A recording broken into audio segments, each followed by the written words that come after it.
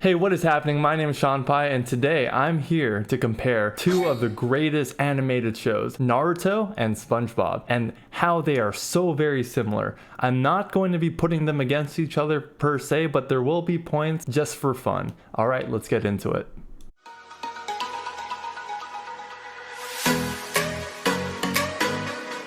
Now, being the level-headed connoisseurs of animated content that you and I both are, we can clearly see that there are similarities between the two. I could go into a lot of the story arcs, plot twists, and filler episodes that are comparable between the two, but we would probably be here all day. So instead, I'm just going to compare the characters. There are going to be clear victors, clear losers, and sometimes there might be a tie. Why is there a tie, you ask? Well, I don't make the rules. I mean, I guess I do. Oh well, it is what it is. Of course, we need to start off with the main character, the protagonist of it all. Yellow, optimistically positive, and trying to become the best in their profession to earn also the respect of their entire village. Of course, we are talking about SpongeBob, but also Naruto. SpongeBob's main goal in life is to become the absolute best fry cook in existence. There have been many before him, but he will be the last. He will be going to a height that no one has ever reached before, and no matter what anyone tells him, he will not listen and he'll keep striving towards his goals. Similarly, Naruto is striving for the highest level of ninja possible, which is to become the Hokage. And no matter what, no matter how many people tell him that you cannot do this, that this is impossible for you to achieve, well, Datebayo, he still goes for what he wants and what he dreams for. And that's what makes him a great character. Now, in terms of both of these, SpongeBob and Naruto, it's very hard to rank the both of them because they're amazing in their own different ways. So I'm for sure going to be doing a tie for these, with a little bit more leaning towards Naruto if I had to really put one above the other. Pink, blissfully useless most of the time, and practically lives under a rock and sometimes just isn't there. Of course, we're talking about Sakura, but this works for Patrick too. Well-intentioned, I'm sure, but mostly not very helpful unless it's in comedic moments or to help motivate the main character. Now, don't get me wrong, Patrick is very helpful when he wants to be, but he's not very helpful when he needs to be. As for Sakura, she's very helpful when she needs to be, but she's not very helpful when she wants to be. So for this one, it's a clear, obvious point going to Patrick.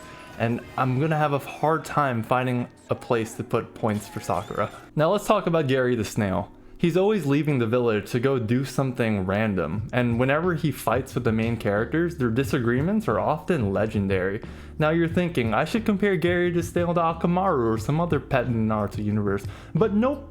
Gary the Snail is definitely Sasuke Uchiha. Throughout the show, we pretty much see Gary the Snail always leaving SpongeBob, to go off and do his own thing and some kind of personal development journey where he goes and just becomes a better person when he comes back. And that's so iconically Sasuke, with him leaving the village, doing his own thing for a while, even though we don't agree with it a lot of times, and then coming back because it's the right thing to do. And never far away from the main character, but still always out of reach in some ways, and never really connecting 100%. So definitely Gary the Snail and Sasuke Uchiha are the same character. Now, where would I put the point? Thinking about it, probably I'd put the point as a draw because they're both great characters. No, I'm taking that back. I put the point to Sasuke. Sasuke has more personal development than Gary. Gary's just a meowing snail that's there. Yeah.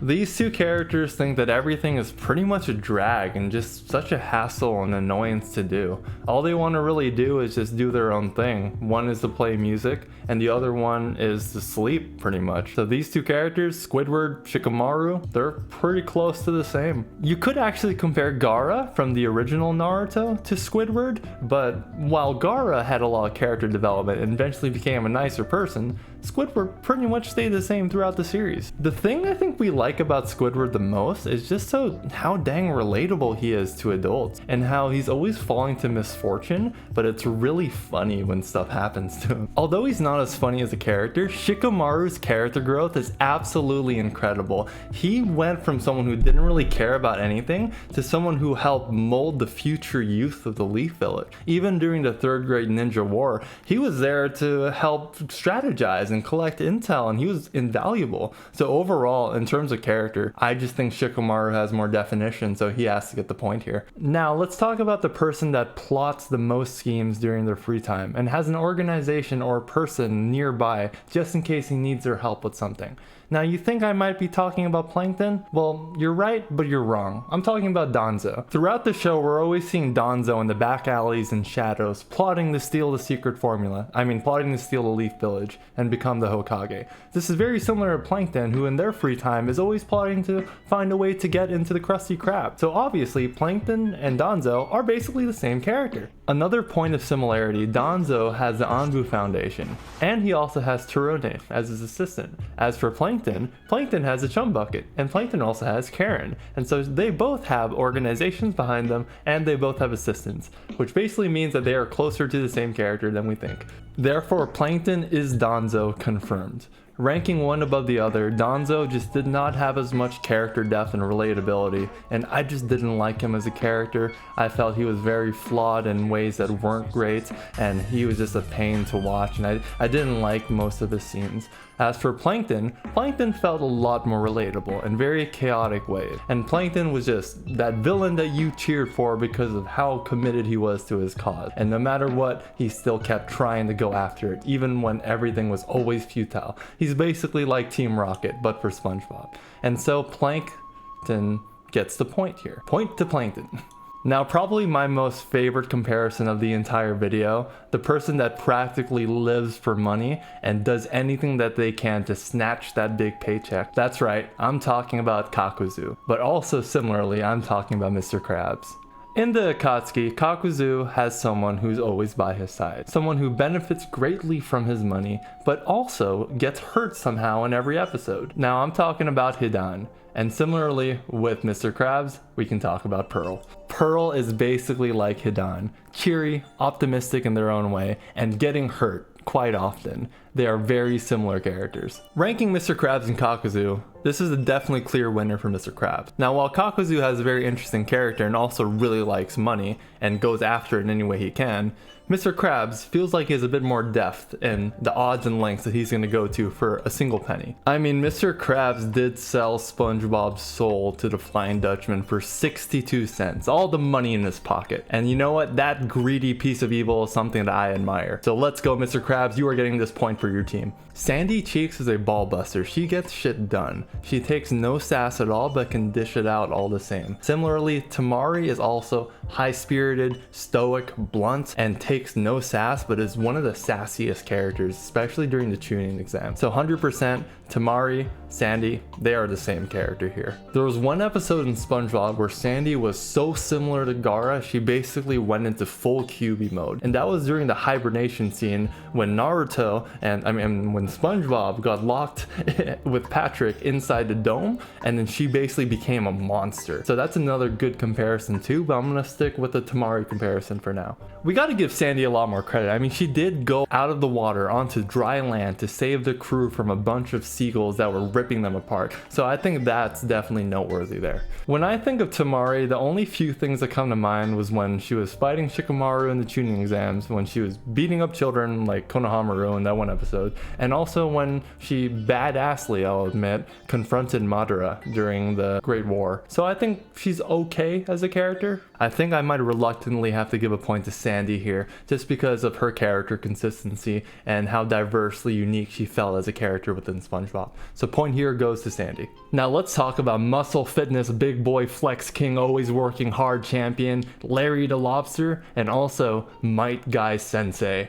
If we were to have the most one-to-one comparisons of characters within SpongeBob and Naruto, it would definitely be Larry the Lobster and Might Guy Sensei. These two have a burning passion for fitness, for working out, for spreading that love to other people, and with Naruto and SpongeBob in particular, they both are actively going towards their goals, but with Guy Sensei and Larry, they're like preaching their goals to other people, and they're trying to get others to join them in their fitness passion and their fire working out and exercising. And I just love these two characters. I think they're both great in their own ways. As far as depth goes, Larry the Lobster didn't have as crazy much screen time. He does have his own gym now in the new series, so that's pretty poggers, that's cool. But with Guy Sensei, he was acknowledged by Madara as being the strongest fitness taijutsu user ever. So that has to give him a lot of props. So for this one, for sure, Guy Sensei is gonna get the points. A few optional characters I have to include. Let's start off with Mrs. Puff, who basically is always getting angry at SpongeBob for failing even though she's always trying to teach him. And since SpongeBob is basically Naruto, we can compare Mrs. Puff to Tsunade.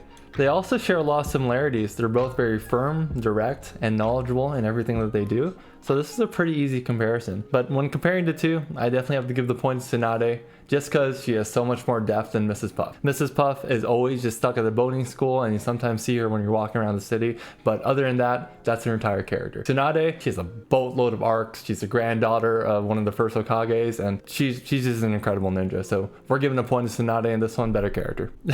Alright, this one's pretty funny. So we have to talk about Squilliam Fancy's son. Now, Squilliam is very full of himself, and he's like a rich boy who doesn't really care about other people and is just, I'm the best. That's his entire attitude. Now, this is basically Neji in all of the first Naruto and even parts of Shippuden. Neji was born from a rich family. He's like powerful in his own regard, and he looked down on Naruto for a lot of different reasons. And so for sure, Squilliam and Neji, they're basically the same character. But points here are going to go to Neji, because Neji can at least survive as his own character. Well, survive is probably the wrong word.